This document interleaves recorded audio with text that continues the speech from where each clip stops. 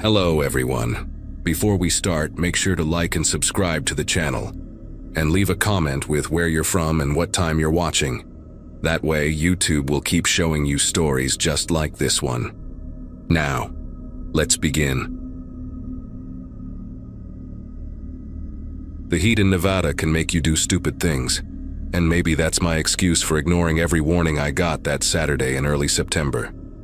I'd been driving through the desert for weeks, documenting ghost towns for my dissertation on economic collapse in mining communities, and honestly, after visiting 12 settlements that were nothing but foundation stones and rusty nails, I was getting desperate for something substantial.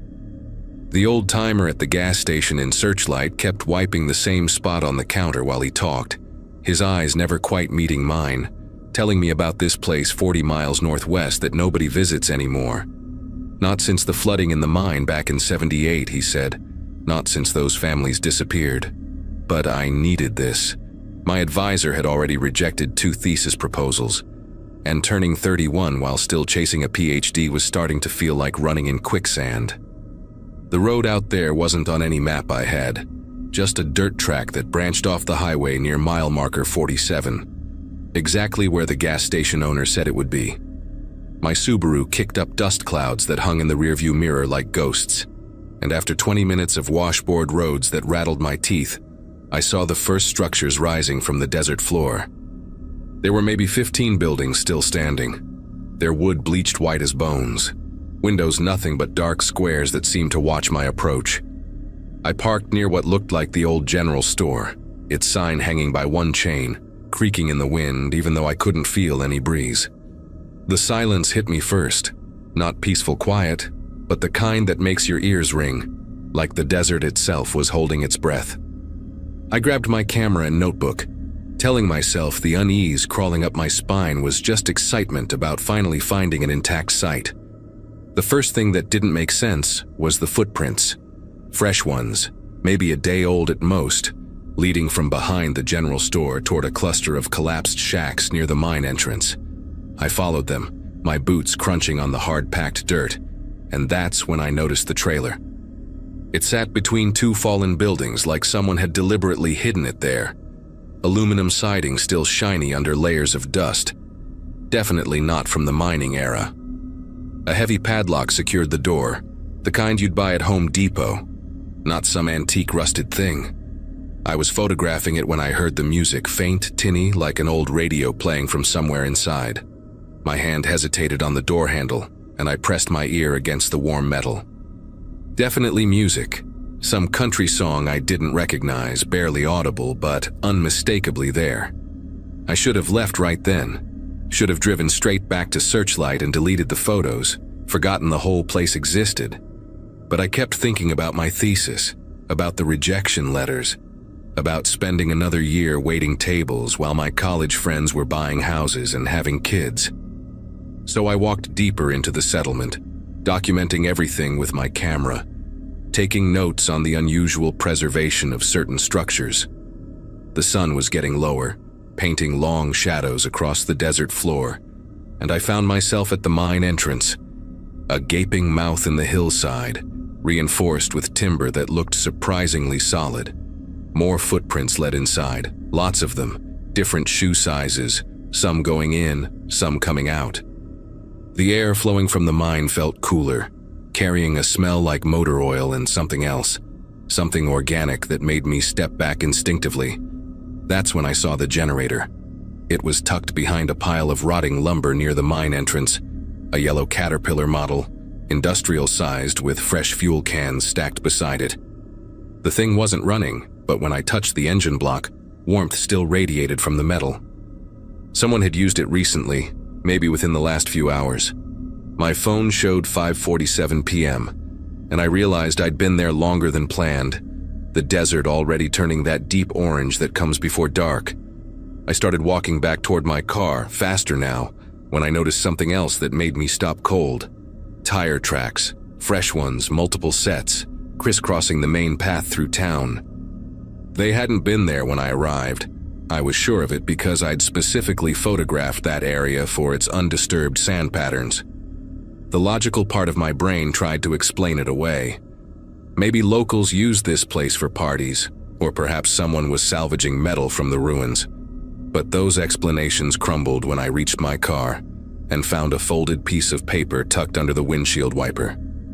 My fingers trembled as I unfolded it, expecting maybe a warning from local teenagers or a note from another researcher. Instead, there was a single line written in pencil. "You need to leave before they count the inventory." No signature, nothing else. Just those 8 words that made absolutely no sense but somehow felt like the most important message I'd ever received. I looked around the empty settlement, at the shadows growing longer between buildings, and for the first time, noticed how many corners and doorways could hide someone watching. I threw my gear in the back seat and fumbled for my keys, every instinct screaming at me to get out now. The engine turned over on the 3rd try and I was reversing when I saw them. 3 sets of headlights in the distance, maybe 2 miles out, bouncing along the access road toward the settlement. They were moving fast, too fast for casual visitors or lost tourists, and they were definitely coming this way. There was nowhere else that road led. I slammed the car into drive and headed for the exit, but as I passed the trailer with the music, the door was open. Wide open, padlock hanging loose, and I could see inside for just a second as my headlights swept past. Rows of shelving, like a pharmacy, filled with labeled containers, and in the back, several people sitting very still on benches, their faces turned away from the light. My Subaru fishtailed as I hit the dirt road too fast, dust clouding everything behind me. Those headlights were gaining, eating up the distance between us like they knew exactly where I was going. I called my roommate, needed to tell someone where I was in case. The call connected and I started talking fast, giving her the location, describing the turnoff at mile marker 47, but the signal cut out mid-sentence just as I was explaining about the trailer. No bars, no service, nothing. The phone was completely dead even though I'd charged it that morning. In the rearview mirror, the headlights had spread out, one staying behind me while the other 2 disappeared onto parallel paths I hadn't even known existed. They were trying to box me in, and I realized with perfect, terrifying clarity that they knew this desert better than I ever would. The main road was still 10 minutes away, but suddenly there were headlights in front of me too, coming from a side trail that materialized out of the darkness. I yanked the wheel hard left, leaving the road entirely, praying the Subaru could handle the raw desert terrain. The car bucked and pitched over rocks and scrub brush, my teeth clacking together with each impact, the steering wheel trying to tear itself from my grip. Behind me, 2 of the vehicles followed while the 3rd stayed on the road, probably waiting for me to circle back. These weren't random locals or scavengers. They moved with coordination, purpose, like they'd done this before. My headlights caught a flash of an old wooden sign barely visible in the sagebrush. Grayson Mine Shaft 3. Danger, keep out. Without thinking, I drove straight toward it, hoping maybe the old mining roads would give me an advantage. The shaft entrance loomed in my headlights, a timber-framed hole cut into a low hill, and I saw my only chance. There was a dirt path running alongside it, probably an old maintenance road, narrow but passable. I killed my headlights and engine simultaneously, letting momentum carry me into the deeper shadows beside the mine entrance.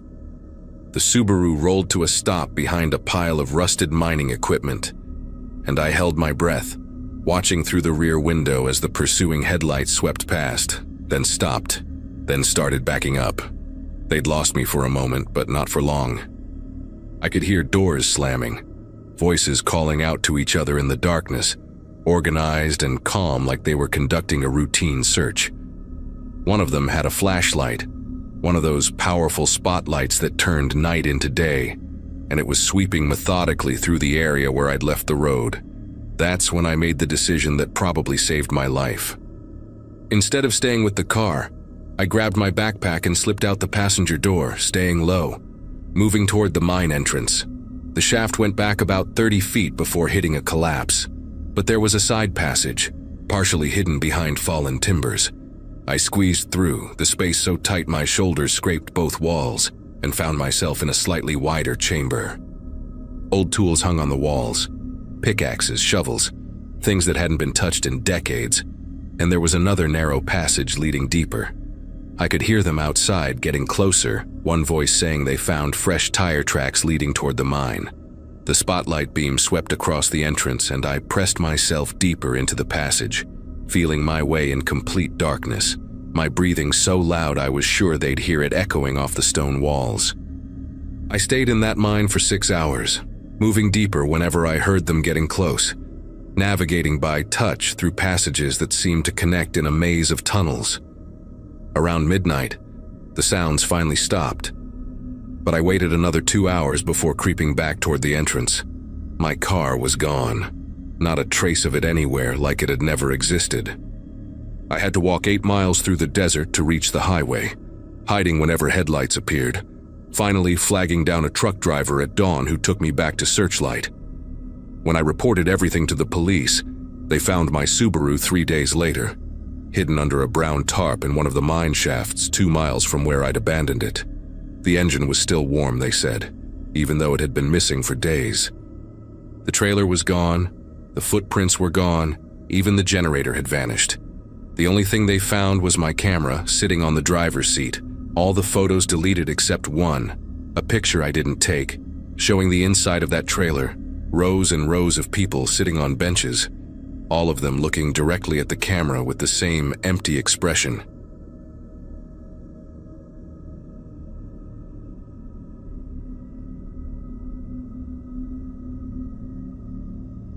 The Mojave stretched out in front of me like an endless ocean of dust and Joshua trees, and I remember thinking how perfect the light was that October morning. I'd been chasing desert kit foxes for 3 weeks straight, sleeping in my truck and living off granola bars and bottled water. The kind of solitary work that made my editor at National Geographic question my sanity every time we talked on the satellite phone. My divorce had finalized 6 months earlier, right after my 37th birthday, and throwing myself into documenting endangered species seemed healthier than sitting in my empty apartment in Phoenix. The assignment was simple enough: capture behavioral footage of the foxes during their breeding season, something that hadn't been properly documented in over a decade. I'd already gotten some decent shots near Kelso Dunes, but I wanted something special, something that would make the magazine's front cover and remind everyone why I used to win awards before my life fell apart. I turned off the main highway about an hour earlier, following a Forest Service map that promised an old mining road leading to untouched habitat. The dirt track was rougher than expected, full of washouts from last winter's flash floods, and my pickup crawled along at maybe 10 miles per hour while dust devils danced across the barren landscape. That's when I spotted the van, maybe a quarter mile ahead, parked sideways across the narrow road like someone had tried to turn around but gave up halfway through. Both doors hung open like broken wings, and even from a distance I could see camping gear scattered on the ground. A blue sleeping bag unrolled in the dirt, a Coleman stove tipped on its side, plastic water bottles reflecting the morning sun. My first thought was some city folks had gotten lost, maybe ran out of gas or got spooked by the isolation, because you'd be amazed how many people underestimate the desert and end up needing rescue. I pulled up about 20 feet behind the van and killed my engine, the sudden silence almost deafening after hours of driving. The vehicle was a white Ford Econoline, probably from the early 2000s, with Arizona plates covered in so much dust I had to squint to read the numbers. No sounds came from inside, no movement except for a piece of paper fluttering on the driver's seat, held down by what looked like a thermos. I called out a greeting, then another louder one, but my voice just disappeared into the vastness around us. The smart thing would have been to radio the situation in and keep driving, but the scattered gear bothered me in a way I couldn't quite explain. Everything looked too deliberate, too organized despite the chaos, like someone had carefully arranged their belongings before walking away. The sleeping bag wasn't just dropped, but unrolled perfectly straight, the water bottles lined up in a row beside it, and when I walked closer, I noticed a digital camera on a tripod pointing toward the horizon, its red recording light still blinking steadily. The inside of the van hit me with a wave of stale air, and something else, something metallic and wrong that made me breathe through my mouth. The front seats were covered in manila folders, loose papers, and what looked like printouts from missing persons websites. Faces of young women and men staring up at me with hopeful smiles from happier times. But it was the document on the driver's seat that stopped me cold. A half-completed police report form from the San Bernardino County Sheriff's Department, dated just 3 days ago. The officer's name at the top read, Deputy James Holbrook, badge number 4827, and the incident type was listed as Suspicious Activity Investigation. Most of the form was blank, but under the preliminary notes section, someone had written in shaky handwriting, multiple subjects confirmed at coordinates, appears to be underground storage, requesting immediate backup before proceeding. Below that, a topographical map of the area was spread out, marked with red X's at various points, and a dark brown stain that looked disturbingly like dried blood had soaked through one corner, obscuring part of the legend. My satellite phone was back in the truck, and every instinct told me to grab it and call for help immediately. But those red marks on the map, they weren't random. One of them matched exactly where I was standing, and another marked a spot about 2 miles north, near what the map labeled as Coyote Dry Lake. The bloodstain covered a third mark, but I could make out enough to see it was near an abandoned borax mine I'd passed yesterday. What really made my pulse quicken were the photographs paper-clipped to the folders. Surveillance-style shots of different vehicles parked at gas stations, rest stops, and campgrounds throughout the region. Each photo had a date and timestamp in the corner, some going back months, and I recognized a few of the locations from my own travels through the area. One folder was labeled Pattern Analysis in neat handwriting, completely different from the shaky scrawl on the police report, and inside were charts tracking disappearances by date, location, and victim profile, all centered around a 50-mile radius of where I now stood. The rationalization started immediately, that comforting voice in your head that tries to explain away the obvious horror. Maybe Holbrook was an off-duty cop doing his own investigation. Maybe he was a private investigator hired by desperate families. Maybe the blood was from a nosebleed or a cut hand. But then I found the deputy's badge under the passenger seat, along with his service weapon, a Glock 22 with a full magazine. And nobody, absolutely nobody in law enforcement leaves those things behind voluntarily. The radio mounted on the dashboard was smashed, wires hanging loose like exposed nerves. And when I looked closer at the driver's seat, I could see fingernail marks gouged deep into the fabric, as if someone had been dragged out while fighting to stay inside. The keys were still in the ignition, the engine cold but the battery still working, which meant the van hadn't been here more than a day or two at most. Through the back windows, I could see more equipment: zip ties, rope, a shovel, heavy-duty trash bags, and a handheld GPS unit still showing the last searched coordinates, which pointed directly to the dry lake bed marked on the bloody map.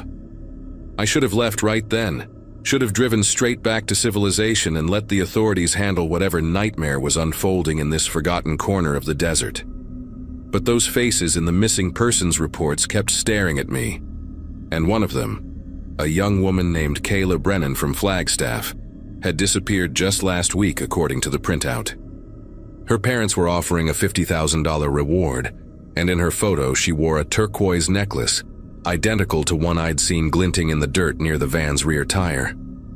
The GPS coordinates on that handheld unit were only 2 miles away, and if there was even a chance someone was still alive out there, if Deputy Holbrook had found something before whatever happened to him, then I couldn't just drive away. I grabbed the Glock, checking the chamber and safety like my ex-military brother had taught me years ago, tucked the GPS unit in my pocket along with my satellite phone, and started walking north toward the coordinates, telling myself I'd just look from a distance, just confirm what was there before calling for help. The desert heat was already climbing toward unbearable as I followed a narrow wash that led toward the dry lake, my photographer's eye automatically noting how the morning shadows played across the ancient rocks and scattered bones of long-dead animals. Every few hundred yards, I found more evidence that someone had been through here recently. Fresh boot prints in the sandy patches, a crushed energy drink can that hadn't been there long enough to fade in the sun, and strangest of all, small fluorescent orange flags stuck in the ground at regular intervals, like someone was marking a trail. The GPS showed I was getting closer to the coordinates, and through my telephoto lens, I could make out what looked like a cluster of old shipping containers near the edge of the lake bed, their rust-colored surfaces almost invisible against the surrounding rocks. But it was the smell that hit me first, carried on the light breeze, a sweet, sick odor that anyone who's spent time in war zones or disaster areas recognizes immediately.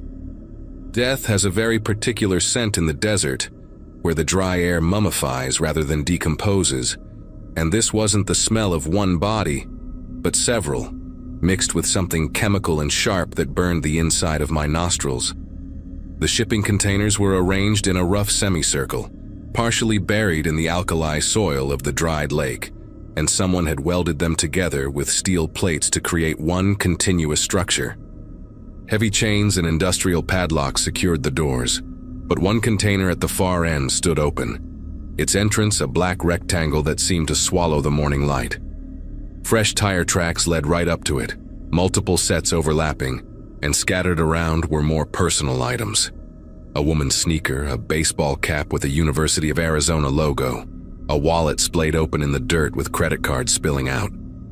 I recognized Deputy Holbrook's handwriting on a notepad near the entrance, pages flapping in the wind, documenting license plate numbers, dates, and what looked like delivery schedules for something called Project Coyote. The last entry, written in increasingly erratic script, simply read, "They know I'm here, can hear the trucks coming back. If anyone finds this, the main site is 5 miles northeast, Old Garrison Mine.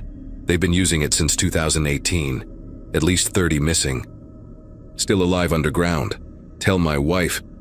The sentence ended mid-word, the pen mark dragging off the page in a long, desperate line. I stood there for what felt like hours, but was probably only seconds, the weight of the Glock suddenly feeling inadequate against whatever operation was happening here.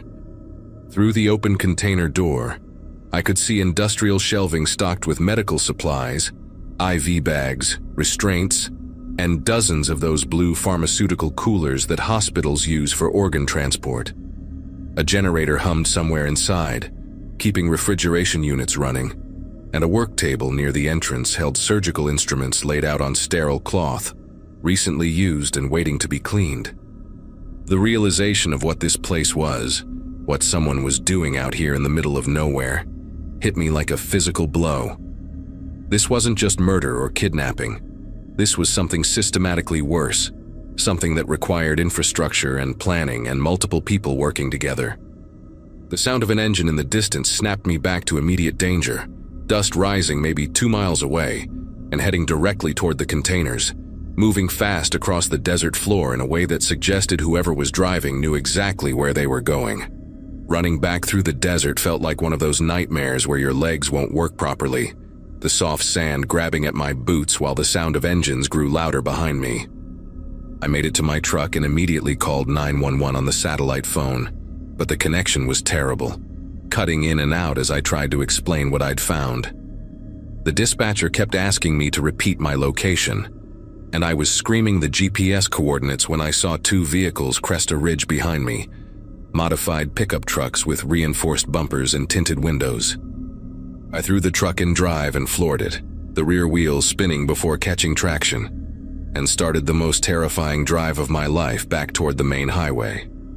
They followed for about 10 miles, staying just close enough to let me know they were there before suddenly stopping at what must have been some predetermined boundary. I didn't stop driving until I reached a highway patrol station in Barstow, where I spent the next 6 hours giving statements, looking at photos, and watching the disbelief on officers' faces slowly turn to alarm as they verified parts of my story. The raid on the containers happened that night, a joint operation between FBI, ATF, and local law enforcement that made national news for about 3 days before being buried under other headlines. They found the remains of 14 people in various states of decomposition, the underground facility at Garrison Mine that Holbrook had mentioned, and enough evidence to arrest 7 individuals connected to what investigators called a medical trafficking ring. But here's what still keeps me awake at night. They never found Deputy James Holbrook, dead or alive, and 23 people from those missing persons files remain unaccounted for. The prosecutor said the ring had been operating for at least 6 years, targeting travelers and drifters, people whose disappearances wouldn't immediately raise alarms. I testified at the trial, showed my photographs, and watched as 3 doctors, 2 EMTs, and 2 men identified only as logistics coordinators received life sentences. But during the trial, one of the defendants smiled at me from across the courtroom and mouthed the words, "There are others," and I knew he wasn't lying. I still photograph wildlife, but I don't work alone in remote areas anymore. And every time I see an abandoned vehicle on a desert road, I keep driving and call it in from a safe distance, because some things in the desert are meant to stay hidden, and some horrors are all too human.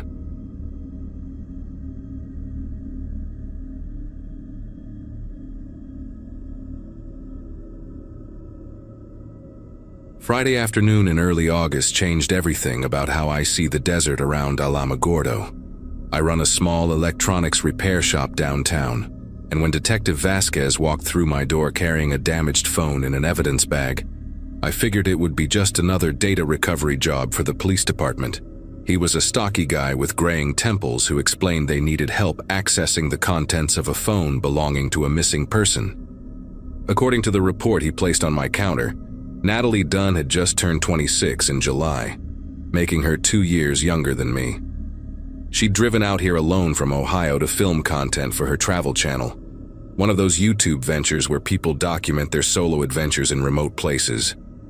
Her parents had called the authorities after she failed to check in for 3 days straight, and search teams found her silver Subaru Outback abandoned on a dirt road about 15 miles from the main highway, locked from the inside with all her camping gear still packed neatly in the trunk. My fingers worked carefully around the spider-webbed glass as I connected the phone to my recovery equipment.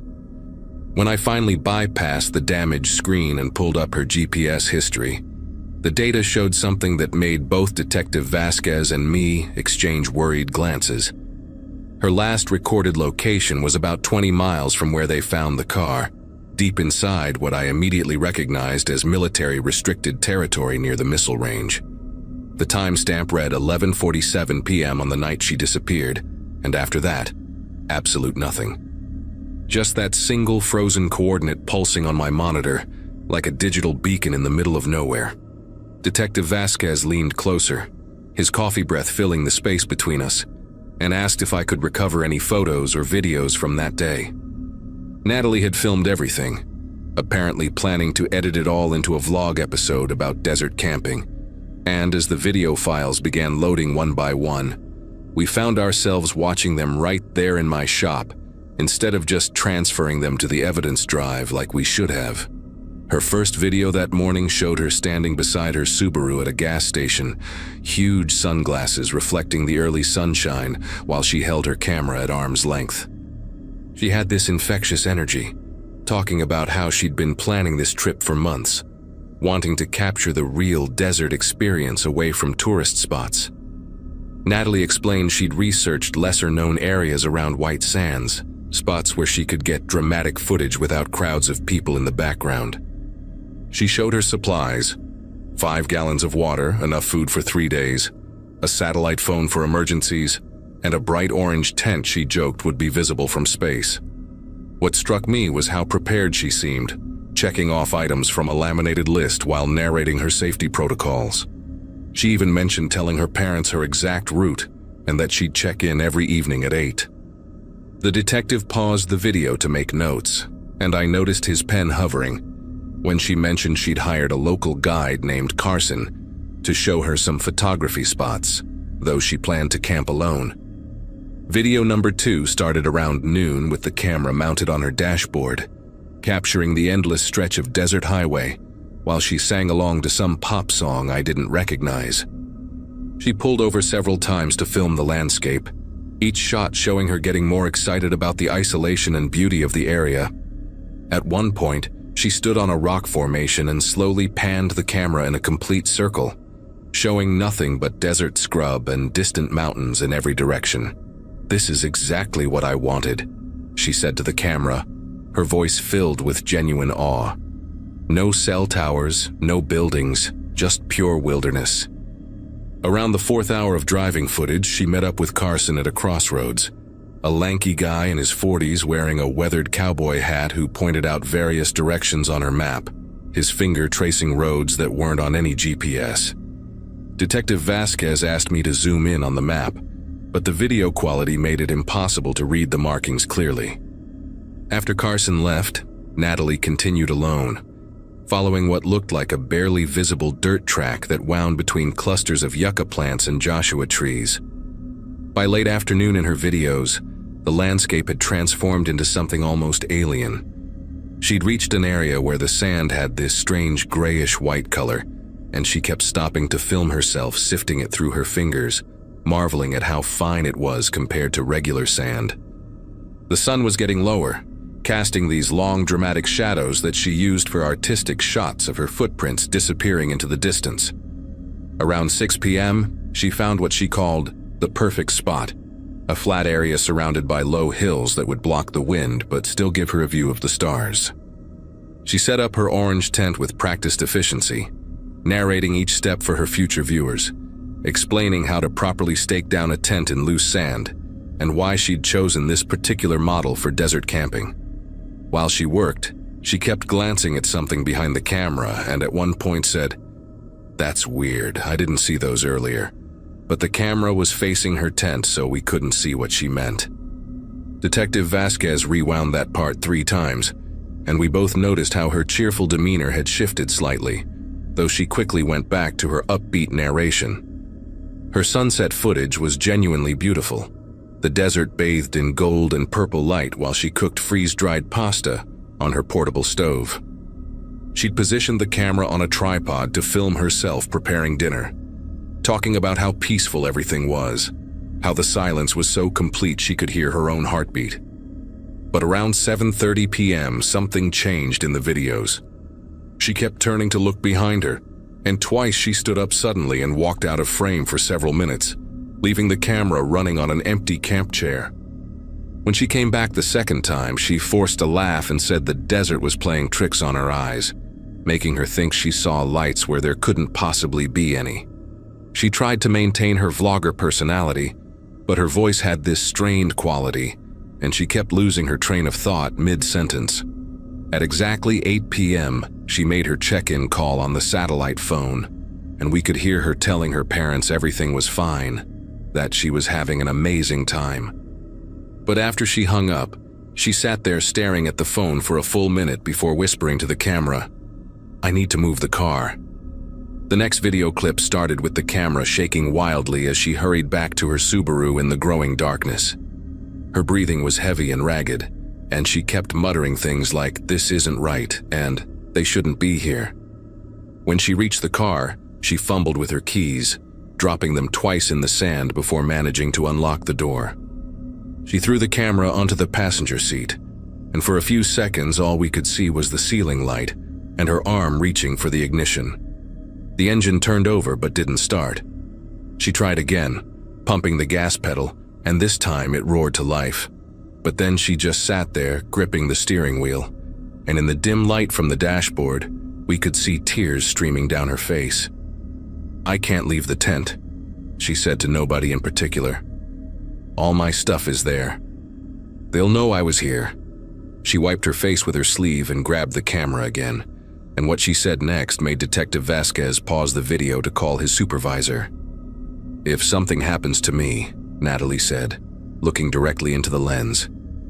"Carson knew about this place. He kept asking questions about whether I'd be alone, and he marked something on my map that I didn't ask for. I think he sent them here."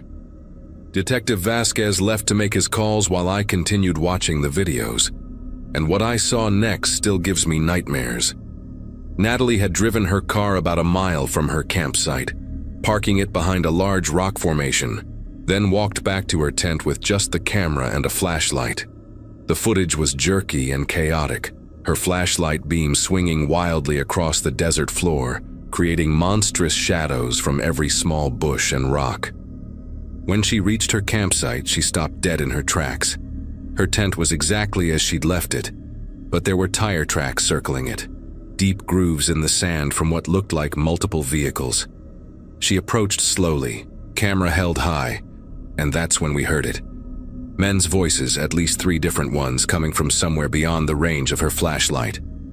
They were speaking in low tones, but one phrase came through clearly. She couldn't have gone far on foot. Natalie immediately switched off her flashlight, and the camera's night vision kicked in, showing her crouched behind her tent in that eerie green glow. She was trying to control her breathing, but small whimpers kept escaping. The voices were getting closer, and we could hear footsteps crunching through the sand, along with the metallic clink of what sounded like tools or weapons. For about 10 minutes, the video showed nothing but darkness and the sound of Natalie's terrified breathing. Occasionally, flashlight beams would sweep across the area above her head, and she'd press herself lower into the sand. Then came a moment that made me physically sick to watch. One of the men walked right past her tent, so close that his boots were visible in the frame for a few seconds.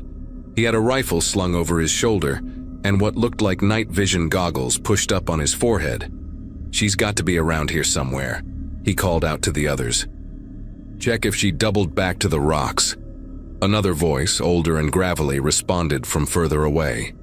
"Told Carson this was too public. Should have waited until she was further into the restricted zone."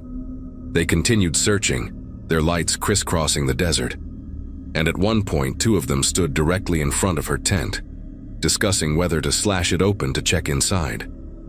Natalie had buried her face in the sand to muffle her breathing, and the camera caught her whole body trembling violently.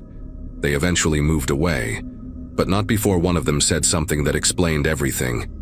"Radio says the test is still scheduled for midnight. We need to find her and get out before then." What happened next was pure chaos captured in fragments of shaky footage.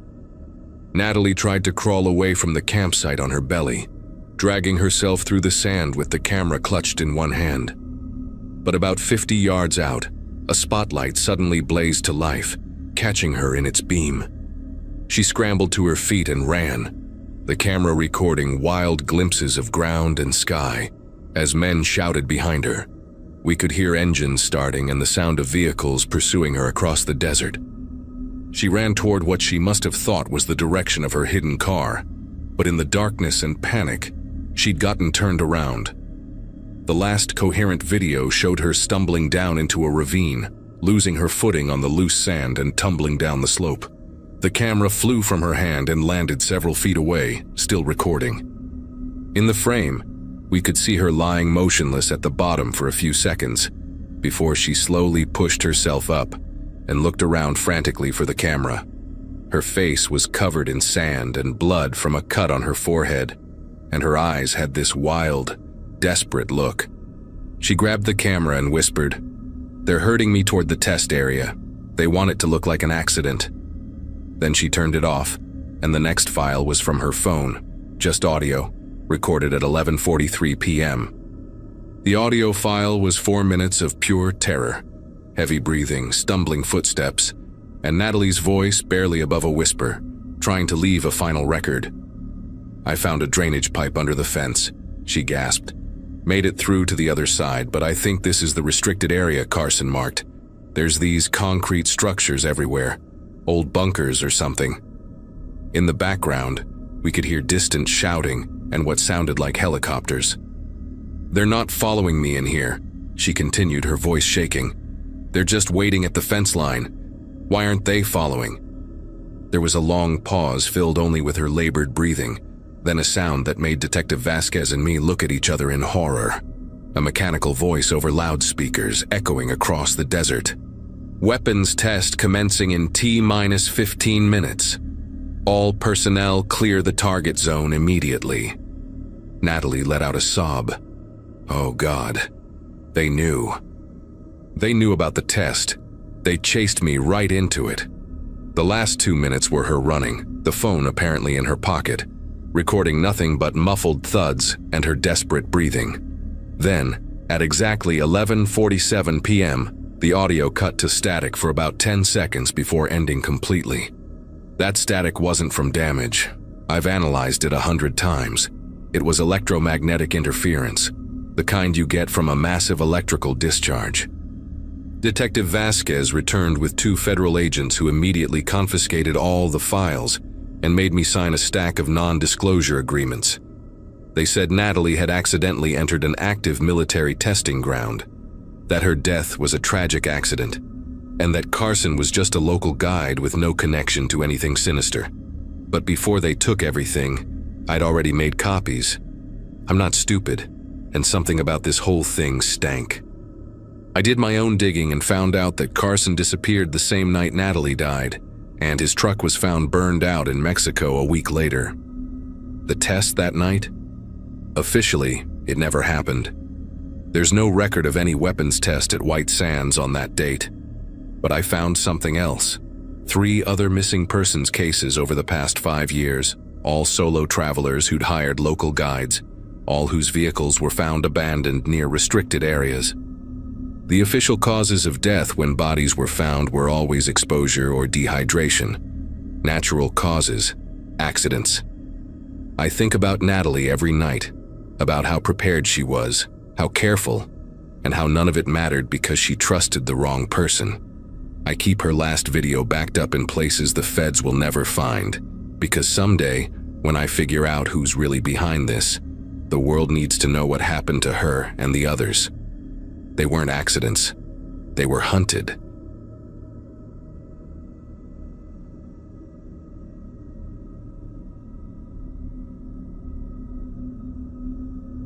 My Subaru's odometer hit 127,000 miles somewhere between Blythe and the trailhead, and I remember thinking that both the car and I had seen better days.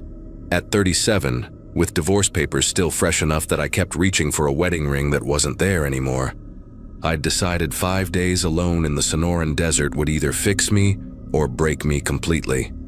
Either option seemed better than another night staring at the ceiling of my empty apartment in Los Angeles. I'd been doing these solo desert hikes since college, back when my knees didn't protest after 10 miles, and a 40-pound pack felt like freedom instead of punishment. That morning in early October, I loaded enough supplies for 5 days and headed toward the Palo Verde Mountains, where forgotten mining roads cut through land that most people only glimpse from Interstate 10. My plan was straightforward. Park at the trailhead, hike deep into the backcountry, and let the silence do whatever it needed to do. 12 miles in by late afternoon, my GPS showed an old service road that probably hadn't seen a maintenance crew since Reagan was president. I found a perfect spot between 2 ridges, a natural depression that offered wind protection while staying high enough to avoid any flash flood channels. Setting up my worn 2-person ultralight tent, I watched the October sun turn everything into shades of gold and rust, even making the decades-old beer cans scattered around look almost artistic. The temperature hovered around 75, with that particular desert heat that evaporates sweat before you realize you're sweating. No cell service out here, no emails, just miles of creosote bushes and the occasional jackrabbit bolting between rocks. I got my camp stove running for some freeze-dried pasta, optimistically labeled Alpine Minestrone, then sat on a flat rock to watch the sun drop toward the horizon. For the first time in months, that knot in my chest started to loosen. Just as the last slice of sun disappeared behind the western ridge, I stood up to grab my headlamp from the tent, and that's when I saw them. Boot prints in the sandy patch about 15 feet from my tent, clear and deep, like someone had been standing there for a while. The tread pattern was distinctive, some kind of military or work boot with deep chevrons, and they led straight toward my tent from the direction of the old service road. But here's what made me stop and stare. There were no prints leading away, just this one set coming toward my camp, and then nothing. I walked a full circle around my tent, checking every possible angle, thinking maybe the wind had obscured the exit tracks or they'd walked out on the rocky sections where prints wouldn't show. The rocks could hide footsteps, sure, but the approach was all soft sand and gravel, and those prints were fresh, maybe an hour or 2 old at most, the edges still sharp and crumbling. I tried to rationalize it while making dinner. telling myself that someone had probably hiked through earlier, maybe another desert rat like me looking for solitude. They saw my tent going up, decided to give me space, and backed out the way they came, stepping in their own tracks. It happens sometimes when you're trying not to disturb other campers, but the more I looked at those prints, the less sense that made. The spacing was wrong for someone walking backward, and the depth was too consistent, like they'd stood in each spot deliberately, watching. By the time I finished eating, full dark had settled over the desert, and I kept my headlamp on longer than necessary, sweeping it across the empty landscape every few minutes. The silence out there was absolute, not even wind through the creosote, just my own breathing and the tick of my camp stove cooling down. Around midnight, I woke to the sound of gravel shifting outside my tent. Not the random scatter of a small animal, but deliberate, rhythmic, like footsteps trying to be quiet.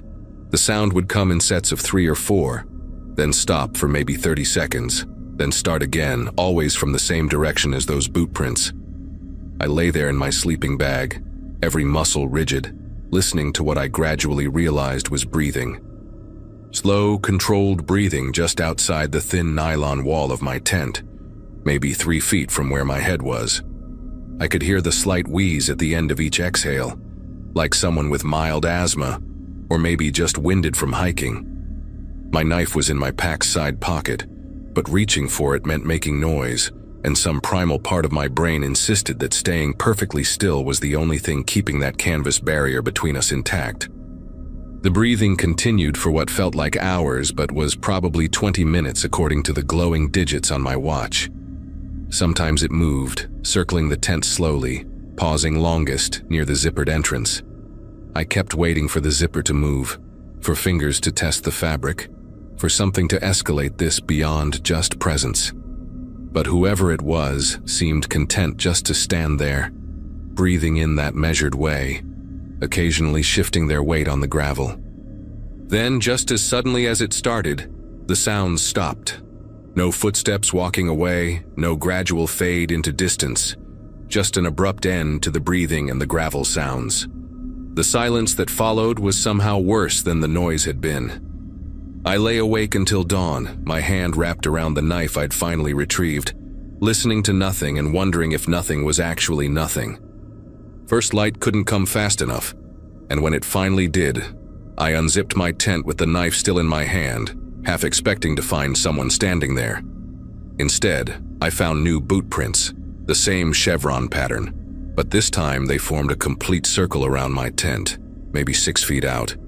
The circle was perfect, like whoever made it had used my tent as the center point and walked around it multiple times, layering print over print. But the part that made my throat go dry was where the freshest set ended, right at the foot of my tent, toes pointing directly at where I'd been sleeping. The sand there was compressed differently, 2 deeper impressions like someone had stood in that exact spot for a long time, just watching the tent. I grabbed my phone to take pictures, needing some kind of proof that I wasn't losing it out here, and that's when I noticed something that turned my stomach cold. My phone showed 37 photos I didn't remember taking, all from around 3 in the morning. Every single photo was taken in complete darkness, the flash illuminating portions of desert landscape, and one recurring subject, my tent. The first few were from maybe 50 feet away, showing my little orange shelter glowing in the flash like a beacon. Then they got progressively closer, 20 feet, 10 feet, 5. The last dozen were taken from different angles around that perfect circle I'd found in the sand, each one showing my tent from a slightly different perspective. In one, you could see the shadow of my body through the fabric, curled up in my sleeping bag. The timestamp showed they were all taken within a 15-minute window, right around the time I'd been lying there, listening to those footsteps, gripping my knife. But here's what really got me. In the last photo, taken from right beside the tent entrance, you could see a partial reflection in the tent's rainfly. A face, distorted by the curve of the fabric, but definitely human. Male, I thought, with hollow cheeks and eyes that caught the flash in a way that made them look silver. I should have packed up right then, hiked the 12 miles back to my car, and gotten the hell out of there. That would have been the smart move, the sane move.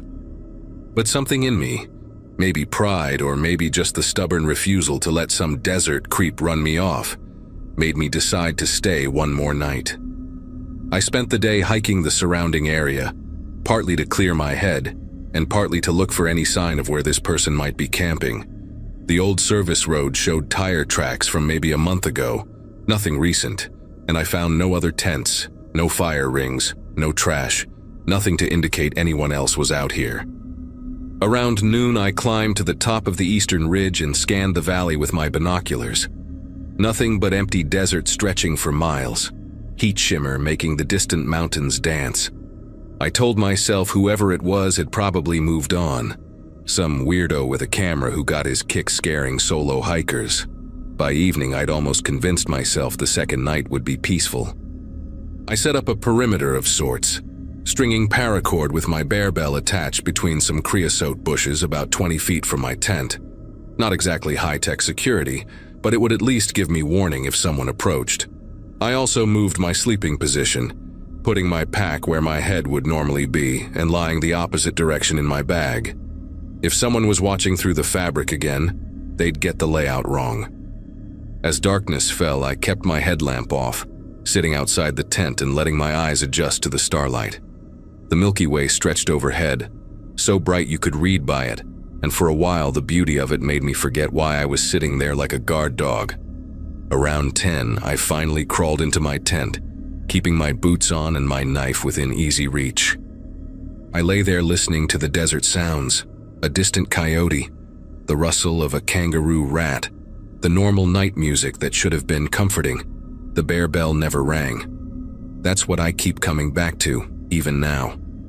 My little alarm system stayed completely silent, but around 2 in the morning, I woke to find my tent glowing faintly from outside. Not the sharp, sudden blast of a flashlight, but a soft, steady illumination, like someone was holding a lantern just far enough away to light up the orange fabric without casting distinct shadows. The light moved slowly, circling the tent counterclockwise, pausing every few feet. I could hear footsteps this time, deliberate and unhurried, and that same wheeze-touched breathing from the night before. But what made every hair on my body stand up was the sound that came next. My own voice, playing from what must have been a phone speaker, saying words I'd spoken earlier that day while hiking. 37 and starting over, my recorded voice said, tinny and distant. Either fix me or break me completely. The recording repeated those phrases over and over, mixed with the sound of my footsteps on gravel, my breathing from the climb up the ridge, even the zip of my tent from that morning. When the light finally stopped moving, it settled right where my head should have been if I hadn't switched positions. The person outside pressed something against the tent fabric, and I heard the distinctive click of a camera shutter, followed by the whir of an instant photo printing. They did this maybe a dozen times, each click followed by that mechanical whir, and I could hear them carefully placing each photo on the ground. The breathing got closer, so close I could smell something through the tent fabric. Sweat, yes, but also something chemical, like darkroom developer fluid. Then, in a voice that sounded like it hadn't been used in days, raw and cracking, they spoke just one word: wrong. The light clicked off and I heard footsteps moving away, not trying to be quiet anymore, just walking straight out into the desert. This time I could track them getting fainter and fainter until they blended into the ambient noise of the night. I didn't move, didn't breathe deeply, didn't even shift position until dawn broke 3 hours later. Outside my tent that morning, arranged in a semicircle where my head should have been, were 12 instant photos. Each one showed my tent from the exact same angle, taken moments apart, creating a kind of stop-motion effect of the fabric moving slightly in the night breeze. But in the center photo, circled in what looked like red grease pencil, was the faint outline of my pack through the tent wall, right where I'd positioned it as a decoy. The word "wrong" was written across the bottom of that photo in the same red pencil, the letters pressed so hard they'd torn through parts of the image. I packed up faster than I'd ever broken camp before, practically running the 12 miles back to the trailhead, my neck cramping from looking behind me every few seconds. My car was untouched, thank God, though I found one more instant photo tucked under the windshield wiper. A picture of me from behind, taken the morning before as I'd hiked away from the parking area, completely unaware I was being followed. I drove straight to the Riverside County Sheriff's Station in Blythe and filed a report showing them all the photos on my phone and the instant pictures I'd gathered up. The deputy who took my statement, an older guy named Hernandez, listened to everything with this expression that got more concerned as I went on. He told me there'd been similar reports over the past 2 years. Always solo hikers, always in that same general area near the Palo Verde Mountains. Nobody had ever been hurt, but several people had cut their trips short after experiences like mine. They'd increased patrols on the service roads, but whoever was doing this knew the desert better than anyone. Probably lived out there full time, moving camp constantly. Hernandez kept the instant photos as evidence and gave me his card, said to call if I remembered anything else. 3 months later, he called me. They'd found an abandoned camp about 5 miles from where I'd been, hidden in a narrow canyon. Dozens of instant photos scattered around, all of different tents, different campers, spanning what looked like years. A collection of recorded sounds on old cassette tapes, voices, footsteps, tent zippers, camp stoves. But whoever had been living there was gone, leaving only boot prints that ended at the rocks, heading deeper into the desert. They never found him, and as far as I know, they're still looking. I haven't been back to the desert since.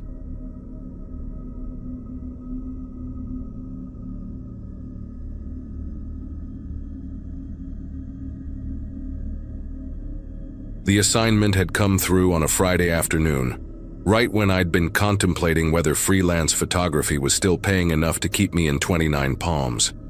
Some boutique travel magazine wanted desert sunrise shots for their spring issue, offering triple my usual rate if I could deliver within the week. My landlord had been calling about February's rent, which meant saying no wasn't really an option. I loaded my Jeep Cherokee that night, checking the weather reports obsessively while packing every lens I owned. Clear skies predicted for the next 4 days. Perfect conditions for what they wanted. The editor had been specific about wanting something different, something that captured the raw isolation of the high desert, away from all the typical tourist spots everyone photographs to death. I left my apartment at 3 in the morning on Saturday, driving out past the main entrance to Joshua Tree and heading toward the northern boundary where hardly anyone ventures. The service roads out there were mostly forgotten, used maybe once or twice a year by maintenance crews checking on old communication towers from the 60s. I'd scouted the area on Google Earth the night before, finding a ridge that would give me an unobstructed view of the sunrise hitting the valley below. The turnoff appeared right where the satellite images said it would be, marked by a rusted yellow gate hanging open and a sign that read, "No maintenance beyond this point" in faded red letters. The road beyond looked rough but manageable, just packed dirt and gravel disappearing into the darkness. I shifted into 4-wheel drive and kept going, figuring the worst that could happen was having to reverse back out if things got too sketchy. About 3 miles in, the road started deteriorating fast. What had been packed dirt turned into loose sand with deep ruts carved by flash floods from who knows how many seasons back. The Cherokee was handling it fine though, and according to my GPS, I only had another mile to reach the spot I'd marked. The headlights kept catching Joshua trees at weird angles, their twisted arms creating shadows that made them look like people frozen mid-dance. I remember thinking how perfect this was going to be for the shoot, how the magazine would eat up shots from a place this remote and untouched. The dashboard clock showed 4:47 when I finally reached the ridge, giving me just enough time to set up before the golden hour started. I could already see the faintest hint of blue on the eastern horizon, that beautiful gradient from black to indigo that only happens in the desert. I pulled off the main track onto what looked like a flat clearing, perfect for parking while I worked. The sand seemed firm enough when I first drove onto it, compacted by wind and occasional rain into something that felt almost like concrete. I grabbed my main camera bag and tripod from the back, leaving the engine running with the headlights on so I could see what I was doing. The spot I wanted was about 50 feet from the car, right at the edge where the ridge dropped off into the valley. Setting up the tripod in the dark while wearing a headlamp always makes me feel like some kind of desert astronomer, adjusting legs and checking levels while the rest of the world sleeps. After getting everything positioned, I realized I needed my wide-angle lens instead of the telephoto I'd mounted, so I jogged back to the Cherokee to grab it from my second bag. That's when I noticed the Cherokee had shifted. Not much, maybe 6 inches backward from where I'd parked it, but enough that the front wheels had settled deeper into what I now realized was much softer sand than it appeared. The headlights were angled slightly upward instead of straight ahead. I threw the car into reverse to back it onto firmer ground, just a quick adjustment, maybe 3 feet at most. The wheels spun freely, that high-pitched whine that every desert driver knows means trouble. I tried rocking it forward and back, gentle on the gas, keeping the wheel straight. The Cherokee sank another few inches. The sand under the front tires had turned into powder, the kind that flows like water once you break through the crusty surface. I turned off the engine and sat there for a minute, my headlamp beam catching the dust particles still floating from my attempt to move. No cell signal, obviously. I knew that coming in. But I had water, food, and the weather was mild for early February. Someone would come looking if I didn't deliver the photos by Monday. I tried digging out the front wheels with my hands first, then with a collapsible shovel I kept in the emergency kit. The more I dug, the more sand flowed back in, like trying to make a hole in a bucket of flour. The sun was starting to rise behind me, painting the valley in shades of orange and pink that would have been absolutely perfect for the assignment. I actually took a few shots while I was thinking, muscle memory taking over even while my brain worked through the problem. By full daylight around 7:30, I'd accepted that I wasn't getting the Cherokee out on my own. The temperature was already climbing, probably hitting 70 degrees, and I could see heat shimmer starting to form on the distant mountains. I decided to record a video message on my phone around noon, when the heat was making me dizzy despite drinking water constantly. Just a quick thing to send to my roommate Wendy once I found signal, explaining where I was, and that I needed someone with a truck and tow rope. I propped the phone against a rock and sat in the shade of the Cherokee, trying to look casual rather than desperate. "Hey Wendy, really stupid situation here," I started, managing a laugh that sounded forced even to me. "Remember that assignment I mentioned? Well, I'm stuck out on a service road north of Joshua Tree, about 4 miles from Highway 62, past a yellow gate with a no-maintenance sign. I gave her the GPS coordinates from my camera, described the Cherokee's position, told her to bring Keith and his F-150. The video ran for maybe 2 minutes before the phone screen went black. Dead battery. I'd been using it as a backup GPS all morning, and the heat had drained what little charge remained. The charger cable was in the Cherokee, but the car battery had died an hour earlier from my attempts to rocket free. The wind started picking up around 3 that afternoon. Nothing major at first, just enough to blow sand into my eyes whenever I stood up. I took shelter in the Cherokee, doors closed, watching the Joshua trees bend and sway through the dusty windshield. Then I saw something that made me sit up straight. Way off in the distance, maybe half a mile down the service road, a dust cloud was moving toward me, not the random swirls from the wind, but a focused column like a vehicle would make. I grabbed my camera with the telephoto lens, using it like binoculars to get a better look. Through the viewfinder, I could just make out what looked like a dark-colored truck, moving slow but steady up the road. Relief flooded through me so hard I actually laughed out loud. Someone else had decided to brave the service road, probably another photographer chasing the same remote beauty that had lured me here. I stepped out of the Cherokee, waving both arms above my head, already rehearsing my embarrassed explanation and grateful thanks for the rescue. The truck stopped about 300 yards away. Just stopped, engine still running from what I could tell by the exhaust shimmer, but not moving any closer. I kept waving, even jumped up and down a few times, figuring maybe they couldn't see me clearly through the blowing sand. The vehicle sat there for what must have been 5 minutes, though it felt like an hour. Then slowly, it started backing up, reversing down the exact path it had come. I screamed at them to wait, actually screamed until my throat went raw, but the sound got swallowed by the wind. Through the camera lens, I watched the truck disappear back into the desert haze, that dust column gradually fading until there was nothing left but empty road and my own disbelief. My brain kept trying to rationalize it. Maybe they thought I was dangerous. Maybe they were lost themselves. Maybe they didn't even see me. But something about how deliberately they'd stopped, waited, and then reversed made my chest tighten with a fear I couldn't name.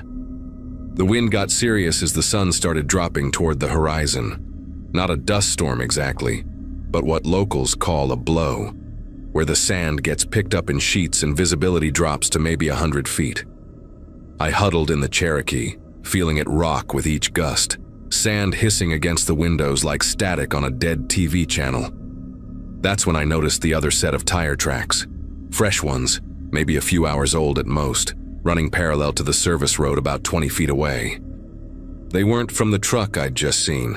These were wider, deeper, like from something heavier. The tracks went about 50 yards past my position before curving sharply back toward the road and disappearing. Someone else had been here recently, close enough to see my stuck vehicle but hadn't stopped or left any sign. I took photos of the tracks with my camera, switching to manual focus because the autofocus couldn't handle the blowing sand. In the last shot, just as the memory card filled up, I caught something else. Headlights in the distance, multiple sets this time, arranged in a pattern that didn't make sense for normal traffic. Night fell hard and fast once the sun dropped behind the mountains. The wind had died down to occasional gusts, but the darkness out there was absolute, the kind where you can't see your hand in front of your face. I turned on the Cherokee's interior light briefly to organize my water bottles, trying to ration what I had left for however long this would take. That's when I heard the engines, not one vehicle but several, circling somewhere out in the darkness beyond where I could see. They'd drive close enough that I could hear the crunch of tires on sand, then pull away again, over and over like some kind of game. I stayed frozen in the driver's seat, interior light off now, barely breathing. The sound patterns weren't random. They were coordinated, like they were taking turns approaching from different angles. At one point, high beams flooded the Cherokee's interior so bright I had to shield my eyes, staying on for maybe 30 seconds before cutting out completely. Then silence. Complete, total silence that stretched on for hours until I started to wonder if I'd imagined the whole thing. Dawn came gray and hazy through a thick coat of dust on the windshield. The Cherokee was half buried, sand piled up to the bottom of the doors on the windward side. I forced the door open and stumbled out, my legs cramped from sitting rigid all night. The desert looked different, reformed by the wind into new patterns and small dunes. All the tire tracks from the night before were gone, erased like they'd never existed. My water was down to half a bottle, my lips cracked and bleeding despite the chapstick I'd been applying obsessively. I made the decision to leave the Cherokee and walk back to the main road, taking just my camera and the remaining water. But when I tried to orient myself, nothing looked familiar. The service road I'd driven in on was completely obscured, covered by fresh sand with no trace of the path. Even the distant mountains looked wrong, like I was seeing them from a different angle. That's when I understood with perfect, terrible clarity that whoever had been circling in the darkness hadn't been playing a game. They'd been waiting for the storm to do its work, waiting for the desert to erase everything, waiting for me to make exactly this choice. I started walking anyway, using the sun to head roughly east toward where Highway 62 should be. Every few hundred yards, I'd stop and scan the horizon with my camera's telephoto, looking for any sign of the road or power lines or anything human-made. About an hour in, I spotted vehicles again, 2 pickup trucks parked on a rise maybe a quarter mile to my south, just sitting there with what looked like people standing beside them, watching me through binoculars. When I changed direction to walk toward them, they got back in their trucks and drove away, maintaining that same quarter-mile distance. When I stopped, they stopped. When I moved, they moved. Like they were hurting me, keeping me walking in a specific direction. The heat was brutal by mid-morning, probably pushing 95 degrees, and my water was gone. I tried doubling back toward the Cherokee, but every time I turned around, one of the trucks would swing wide to block that direction, forcing me to keep going east into increasingly rough terrain. By noon, I couldn't walk anymore. I found a small overhang in a rock formation and collapsed in its shade, my camera still hanging around my neck out of pure habit. The trucks had disappeared again, but I knew they were out there, waiting. I managed to turn the camera on one last time, scrolling through the photos I'd taken, the sunrise shots that had brought me here, the tire tracks in the sand, and that final image of the approaching headlights. I deleted everything else to save battery and recorded one more video, whispering because my throat was too dry to speak normally, explaining everything that had happened, describing the trucks, the deliberate way they'd trapped me. The camera died halfway through a sentence. That's when I heard a helicopter in the distance and started laughing, thinking I was hallucinating. But it was real, a sheriff's department chopper that had spotted the Cherokee's roof still visible above the sand. They found me unconscious about 200 yards from the rock formation. Apparently, I'd tried to signal them and collapsed. The rescue team said they'd been searching since Monday when the magazine called asking about the photos. The sheriff's department never found any evidence of the trucks I described. No tire tracks, no sign of other vehicles in the area for weeks, according to them. They suggested dehydration and heat exhaustion had caused hallucinations, which apparently happens a lot in rescue situations. Maybe they were right, but when they returned my camera from the Cherokee, that last photo was still there on the memory card, the one with multiple headlights approaching in formation through the dust. The sheriff's deputy who looked at it said it was probably just lens flare from the setting sun, combined with blowing sand, nothing unusual for desert photography. He seemed pretty convinced, even showed me similar effects in other desert photos online. I didn't tell him about the video I'd recorded on the camera, the one that should have been there but wasn't, like it had never existed. I didn't mention that the timestamp on that last photo showed 11:47 p.m., hours after sunset, when there was no sun to create lens flare.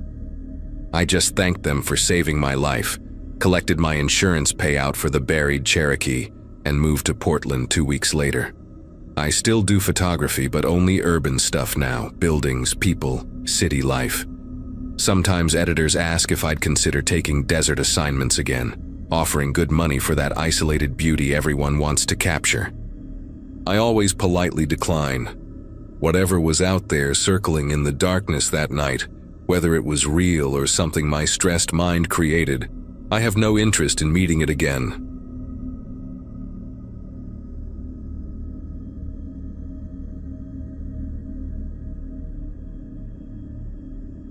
My 14-year-old daughter Amber spotted it first, pressing her face against the dusty window of our SUV and pointing at something orange flickering between the creosote bushes.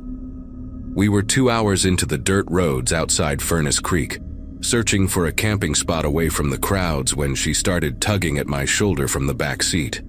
Her younger brother Max was asleep with his head against her arm, drooling slightly, exhausted from waking up at 4 in the morning for this trip.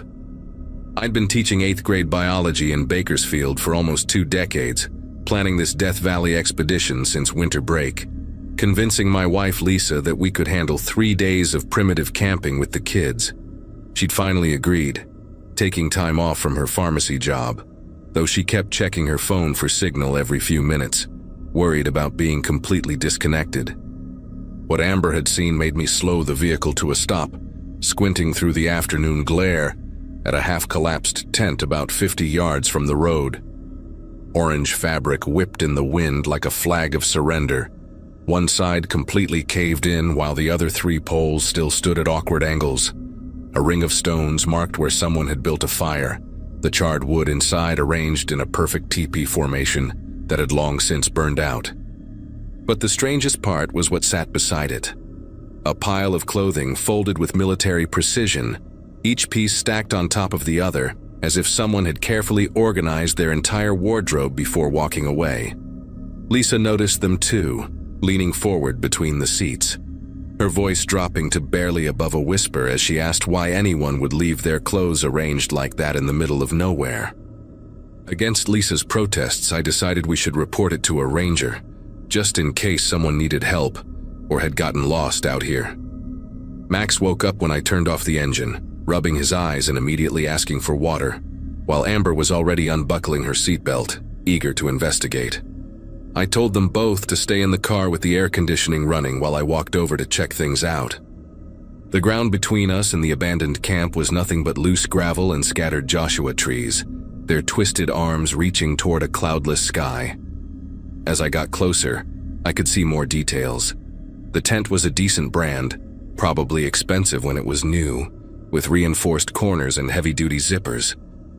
The clothes were all men's, different sizes of shirts and pants, even socks rolled into perfect balls, and strangest of all, a pair of hiking boots placed neatly at the end of the pile with the laces tucked inside.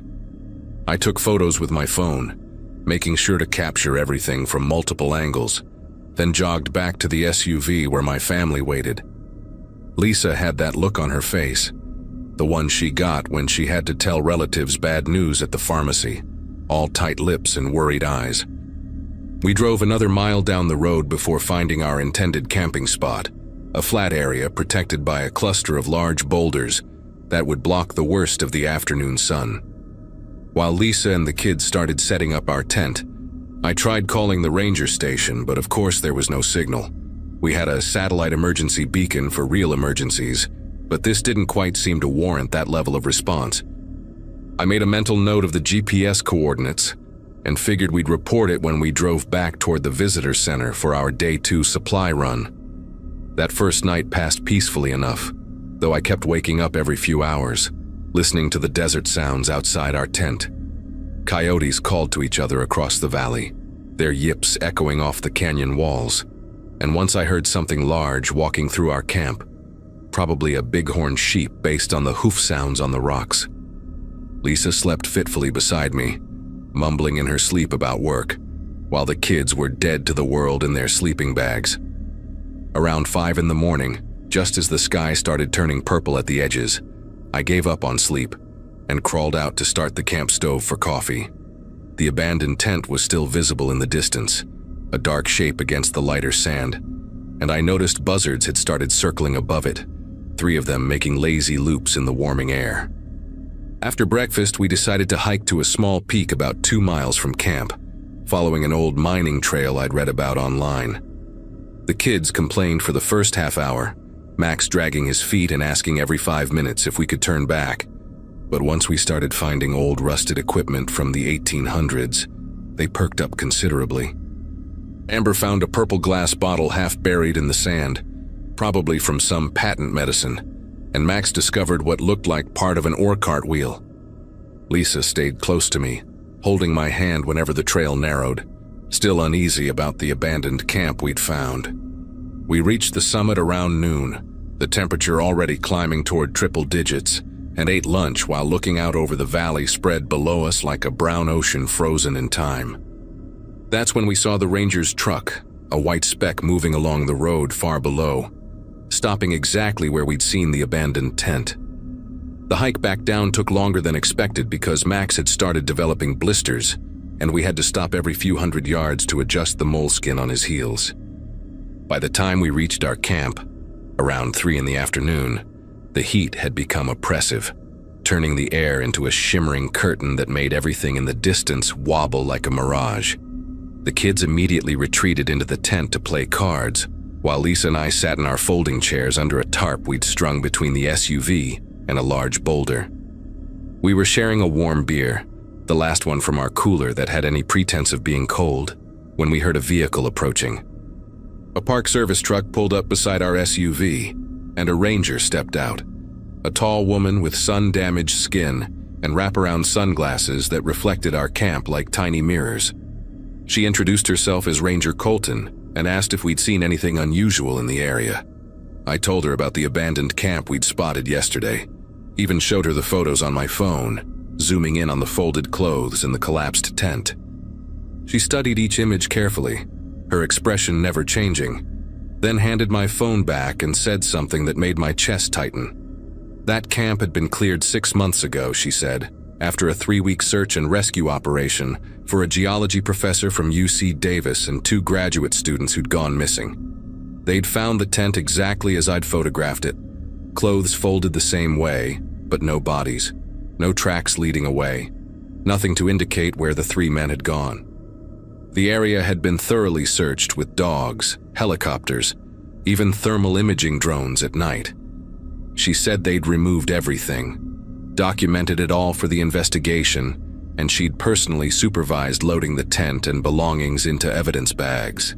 Yet here I was showing her pictures from yesterday, of the exact same scene, down to the way the socks were rolled and the boots positioned. Ranger Colton asked to see the GPS coordinates on my phone, then radioed someone, speaking in codes I didn't understand before switching to plain English. She wanted backup to check the site again, mentioned something about another occurrence, and told whoever was on the other end to bring the special documentation kit. While she waited for the response, she walked around our camp, examining our setup with an intensity that made me uncomfortable, taking photos of our tent, our vehicle, even our camping chairs arranged around the dead fire pit. Lisa came out of the tent where she'd been checking on the kids, and I could see her pharmacy training kick in as she read the ranger's body language, the way she positioned herself between Colton and the tent entrance. The ranger noticed and forced a professional smile, telling us we should consider moving to the developed campground near Stovepipe Wells, that this area had been having some issues lately that they were investigating. We might have taken her advice if the kids hadn't been so tired and cranky from the heat, and if packing up didn't mean another 2 hours of driving on rough roads.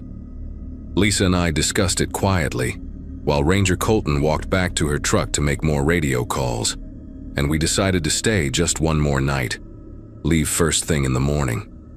The ranger didn't seem happy about our decision, gave us her direct radio frequency and told us to call immediately if we noticed anything unusual, and I mean anything, she emphasized, even if it seemed minor. After she left, driving back toward where we'd seen the abandoned camp, the afternoon felt heavier somehow, like the desert itself was holding its breath. We made dinner early, nobody talking much, and were all in our sleeping bags by 8 o'clock when the last light faded from the sky.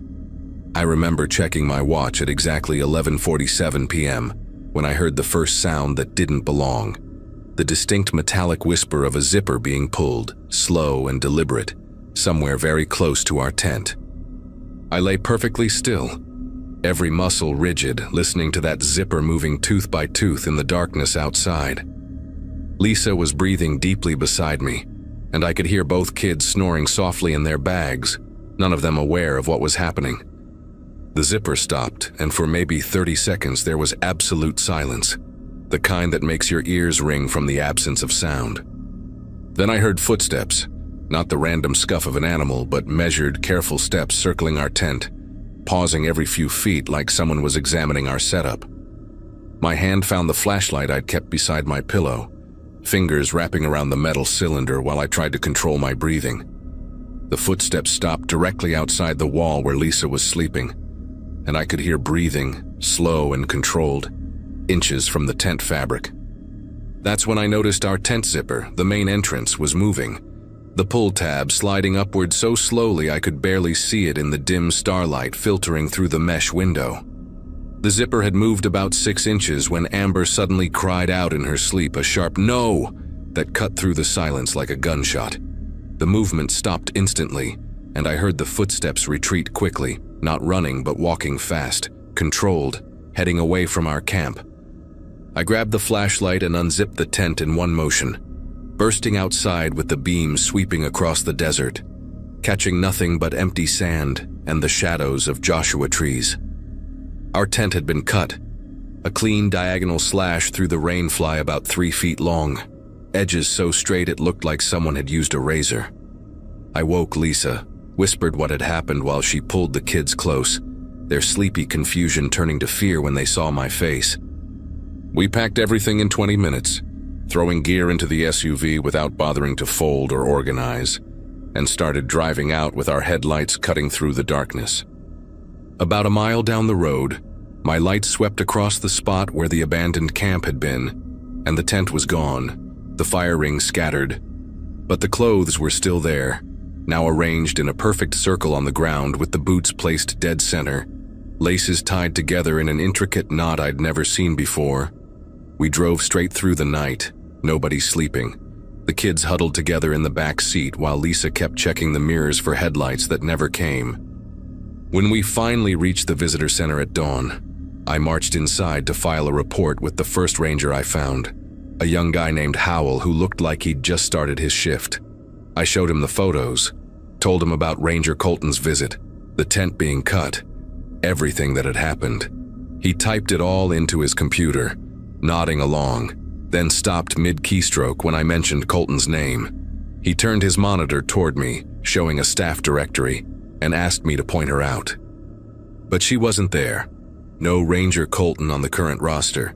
No tall woman with sun-damaged skin matching her description. Howell made some calls, checked with dispatch about yesterday's patrol schedules, and came back looking puzzled.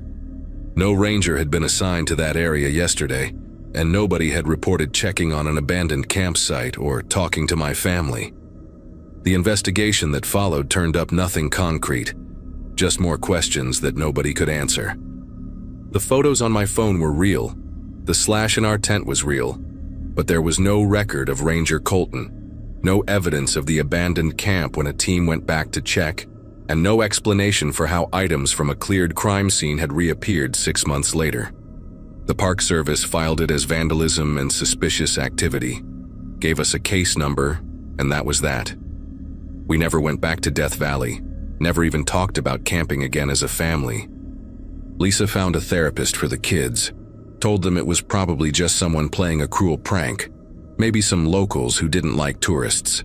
But sometimes late at night when I can't sleep, I think about those clothes arranged in that perfect circle, about whoever was breathing outside our tent, and about Ranger Colton, who knew exactly what was happening in that desert but doesn't exist. I still have the photos on my phone, proof that we saw what we saw, but I've stopped showing them to people because the looks they give me are worse than not being believed at all.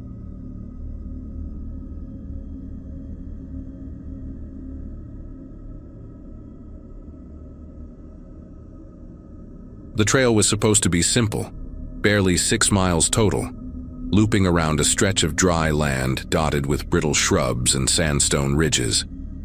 I had driven out early that morning, eager to clear my head and take a few photos before the light faded.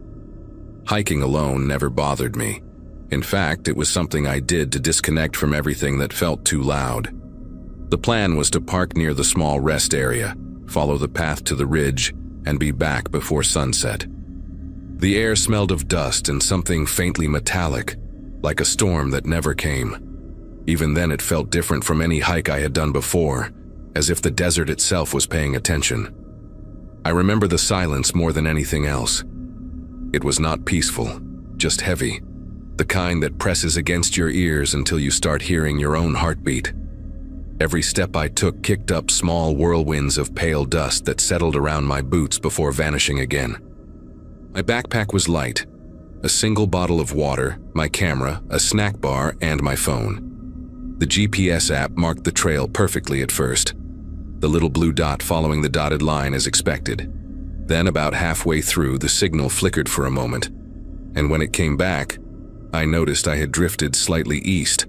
I told myself it was fine. The sun was high, and I could always backtrack. By late afternoon, the heat had turned into something oppressive. The light changed in a way that is hard to explain, less golden, more like an old photograph starting to fade at the edges. I decided to cut across a flat area to rejoin the main trail faster, even though it was not part of the marked route. The ground was cracked and uneven, covered in thin white salt crusts that reflected the light almost painfully. I took a few photos out of habit, zooming in on a rusted piece of metal half buried in the dirt. When I looked closer through the lens, I thought I saw movement, just a quick flicker. But when I lowered the camera, the space was empty again. I reached a point where the GPS stopped responding entirely.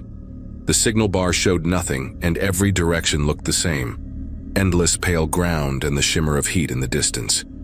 I checked my watch, realizing I had only a couple of hours before dark. That was when my fitness tracker buzzed, showing my heart rate climbing even though I was standing still. I laughed nervously, thinking it must be the heat or dehydration, but the beeping kept speeding up. It sounded almost like a countdown, and for a moment I thought I heard something faint in the wind, a soft, rhythmic click, too steady to be random. The air had turned cooler, but the silence grew heavier, thick enough that every breath seemed to echo. I started walking toward a ridge that looked familiar, convinced it would lead me back to the main route. My shadow stretched long and thin, distorted by the uneven ground. That was when I noticed something strange.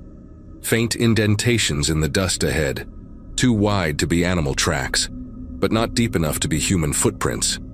They ran parallel for a few yards, then stopped abruptly as if whoever made them had just vanished mid-step. I crouched to look closer, running my fingers along the edges, but the ground felt unusually smooth, like glass warmed by the sun. When I stood back up, I caught a brief reflection from something about 30 feet away. It was small, metallic, and half buried near a cluster of dry brush. I walked toward it, the sound of gravel crunching under my boots the only thing breaking the stillness. The object turned out to be a weathered radio, old enough that the brand name had faded off. The antenna was missing and the battery cover was sealed shut with dried mud. I turned it over, and as I did, it gave a faint click, so quiet that I thought I imagined it. Then, almost immediately, the air seemed to change temperature, like a wave of cooler air rolling through without any wind to carry it. I remember glancing at my camera, thinking I should record it, not out of fear, but out of a strange sense that I was standing somewhere I was not supposed to be. The lens captured nothing unusual, just dry terrain and the horizon bleeding into pale sky. But the sound in the background caught my attention. It was faint but rhythmic, a pulse-like tapping that came and went in short bursts. I looked around for power lines or loose metal that could be vibrating, but there was nothing. The desert stretched empty in every direction, and I began to notice how unnatural the quiet felt, as though something had swallowed up every sound except my own breathing. When I decided to head back, the GPS on my phone flickered again before dying completely. The battery had been at 70% minutes earlier. I told myself I could find the car by using the sun's position, but the light had shifted oddly, flattening everything around me. Every direction looked the same, just colorless ground and dry shapes that blurred when I stared too long. My heart was racing again, harder this time, and my tracker buzzed once more. I turned off my camera, zipped it in the backpack, and started walking fast. I kept thinking I was retracing my steps, but after a while I realized I was walking toward a place I did not recognize at all. After what felt like an hour of walking, the landscape began to play tricks on my vision. The horizon shimmered, and shapes formed in the heat, distant and uncertain. I could have sworn I saw a fence line ahead, but when I approached, it dissolved into nothing but twisted roots and sand. I called out once just to hear my voice, but the sound didn't carry. It died a few feet away, swallowed by the dry air. The silence was so deep it almost rang in my ears. I remember thinking that if I stood perfectly still, the world might stop noticing me altogether. When I checked my watch again, it showed the same minute it had 20 minutes earlier. The second hand ticked once, then stopped. I tapped the glass, convinced it was stuck, but it didn't move. For a moment I had the strange impression that time itself had thinned somehow, stretching and stuttering like a bad recording. The pulse from the fitness tracker continued, erratic now, flashing red every few seconds. Then came that sound again, the faint metallic click exactly like the one from the radio. It was behind me this time, steady, deliberate, like someone testing a switch on and off. I turned slowly, scanning the empty expanse. Nothing moved, yet I felt the air shift again, cool, then warm, like breathing in and out. My throat was dry enough to ache. I wanted to sit down, but the thought of stopping made me uneasy, as though the ground itself might open if I stayed too still. I kept moving, trying to head west, judging by the fading light, I found myself counting my steps just to keep rhythm, whispering the numbers out loud so I would not forget the sound of my own voice. The landscape had no pattern anymore. I might as well have been walking in circles. Eventually, I spotted what looked like my own footprints leading back toward a low ridge. Relief hit me hard enough that I laughed under my breath. The tracks looked fresh, too clean to have been made hours ago. But when I followed them, they stopped abruptly next to a small clearing, an oval patch of flattened ground surrounded by brush. My backpack was sitting there, zipped perfectly shut, as if I had placed it down carefully and stepped away. My shoes were beside it, side by side, neatly aligned. For a few seconds, I genuinely thought someone was playing a cruel joke. I took a step closer, certain I must have dropped the backpack earlier without realizing it. But the straps were spotless. No dust, no sweat marks, nothing that suggested I had carried it through miles of heat. The shoes were the same way, lined up like they were on display. A shiver ran through me, not from cold but from the strange neatness of it. I reached down to touch the zipper, and the moment my fingers brushed the fabric, I heard that metallic click again, louder this time, right next to my ear. I spun around expecting to see someone, but the space was completely empty. Even the light looked different, dimmer, like twilight had come all at once. I grabbed the camera from the backpack and turned it on, hoping the lens would catch whatever I was missing. The viewfinder showed the same patch of desert I stood in, nothing more. Then, for half a second, a faint distortion crossed the screen, a blur shaped almost like a person standing in the distance. The moment I blinked, it was gone. I hit record anyway, panning slowly around, my breath shallow. Somewhere behind me, that clicking sound repeated, this time spaced out, mechanical, deliberate. It echoed once, twice, then stopped altogether. I remember whispering, "Hello?" and realizing my voice did not echo back. The sun had almost vanished when I finally saw the faint shimmer of my car's windshield far off on the horizon. Relief flooded through me. I stuffed everything into the backpack, slung it over my shoulder, and started walking fast. Each step felt heavier than the last, like I was moving through invisible resistance. When I reached the spot where I thought the trail should reconnect, there was nothing, just unbroken desert. The sky had turned a strange shade of gray-blue, and I could not tell where the horizon ended. That was when the fitness tracker went silent. Its display froze, showing one last number flashing red before the screen went black. The final thing I remember is pressing the record button one more time, lifting the camera toward the empty land. The wind picked up for the first time that day, carrying a faint metallic hum that rose and fell like a signal trying to form words. The last frame I captured showed nothing but the cracked ground and dry brush swaying in rhythm. Then came that sound again, a single, clean click, and everything went dark.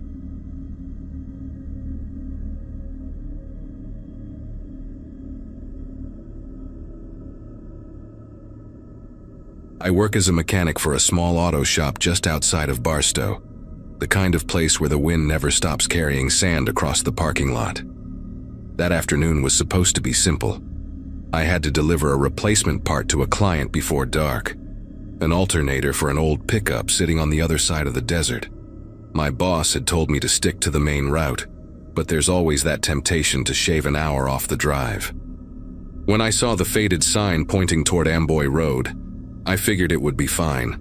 The sun was still up, the air dry but bearable, and my truck had been running smooth all week. About halfway through the stretch, the heat began to build in that suffocating way that makes every sound sharper. The dashboard thermometer flickered past 110, and the horizon started to blur into that liquid shimmer you see above asphalt. I turned off the radio, just to listen to the hum of the engine. It had a faint metallic whine, one I hadn't noticed before. When I checked the gauge, the needle was creeping toward the red.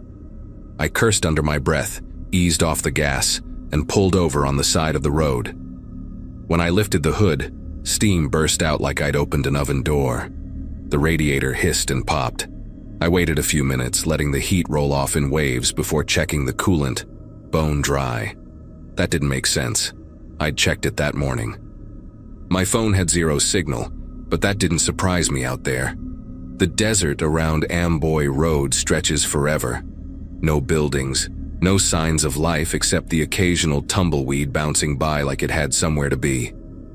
A few miles ahead, I thought I saw something that looked like a billboard, just a dark rectangle standing out against the pale sand. It gave me a direction at least. I grabbed my water bottle and started walking, figuring I could reach it within half an hour. The air felt heavier with every step, like it was pressing down on my chest. My boots sank into the soft shoulder of the road, and the only sound I could hear was the crunch of gravel underfoot. That's when I noticed something strange. The billboard didn't seem to get any closer, no matter how far I walked. After about 20 minutes of walking, I realized I was sweating through my shirt, even though the sun had started to dip. The billboard looked warped now, like heat was bending its edges. My tongue felt dry, but I didn't want to waste water yet. Every time I stopped, the silence pressed against me. No wind, no insects, just the faint crackle of heat coming off the sand. I thought I heard a low hum somewhere ahead, maybe a generator or power line, but it faded when I turned my head. The horizon shimmered in all directions, and I started to lose any sense of how far I'd gone. When the ground began to slope downward, I realized the terrain wasn't as flat as it looked from the truck. The sand shifted to hard-packed dirt, scattered with sharp stones and metal scraps that looked half-buried. I saw something glinting near my boot and bent down, a rusted canteen, dented and dry. The surface around it had deep cracks, like the earth had been pulled apart and left that way. I started noticing more debris, an old tire rim, a shattered bottle, what might have been the edge of a sign. It hit me that this might have been part of a mining site once. The billboard wasn't real. It took me too long to admit that. As I got closer, the rectangle dissolved into nothing, just light playing tricks through layers of hot air. But beneath it, there was a dark pit, wide and jagged, as if the ground had caved in decades ago. The edges were lined with wooden beams blackened by time. My boots sent loose gravel tumbling into the hollow, and I heard the faint echo bounce back up much longer than I expected. Whatever was down there went deep. Standing on the edge, I felt an odd vibration under my feet. Not enough to be movement, but like the earth was holding its breath. I called out just to break the silence, but my voice came back warped, as if someone else had repeated it from below. For the first time, I wanted to turn back, but I couldn't find the direction I came from. The sun had dropped behind a ridge, and the desert looked identical in every direction. My truck should have been behind me, but all I could see was the faint line of tire marks leading in a half circle. I tried retracing my own steps, following the indentations my boots had left, but they curved in ways that made no sense. They looped and overlapped, like I had been walking in circles without realizing it. The air shimmered again, and for a second, I thought I saw the shape of my truck in the distance, its silver outline rippling on the horizon. I shouted, but the echo came back wrong, thinner this time, stretched out like someone whispering the last syllable of my name. The sound of it made my throat tighten, and I started walking faster, even though my legs felt heavier with each step.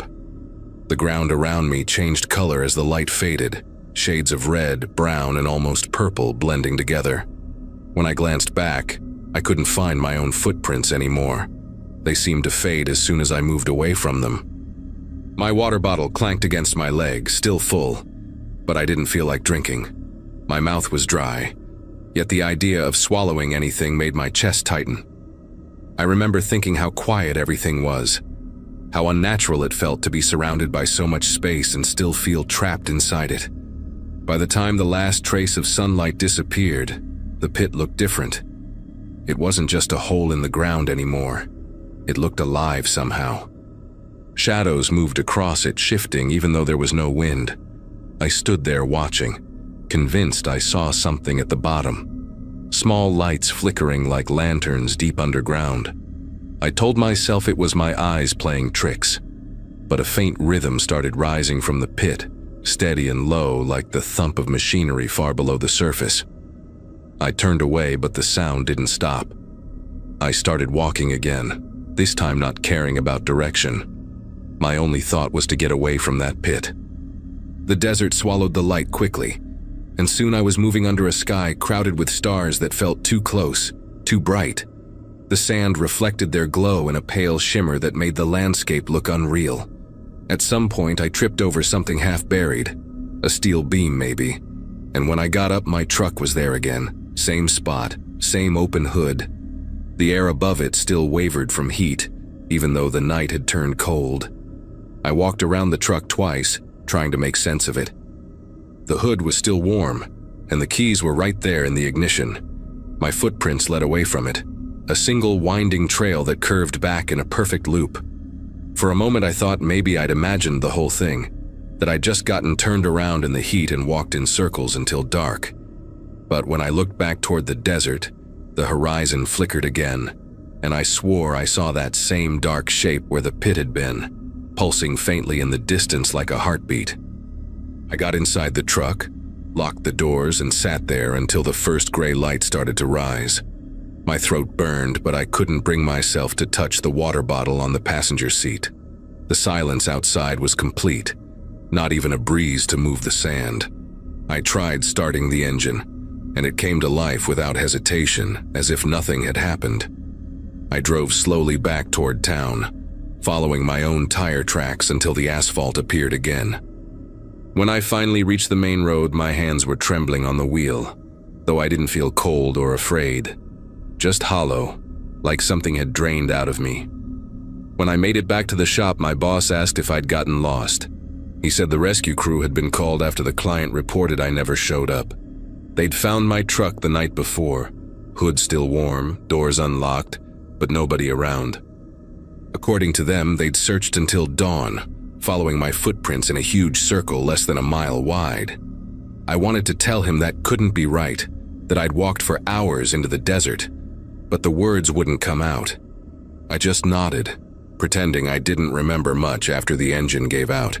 It has been years since that night, and I still can't explain what happened. Sometimes I drive that route again, staying on the main highway, and I catch myself glancing toward the sand where the mirage should have been. There's nothing there, not even the faint outline of a pit. But once, just before dusk, I thought I saw a shimmer. A rectangle standing still against the horizon. It looked exactly like that billboard I never reached. I didn't stop to check. I just kept driving until I saw the lights of town again.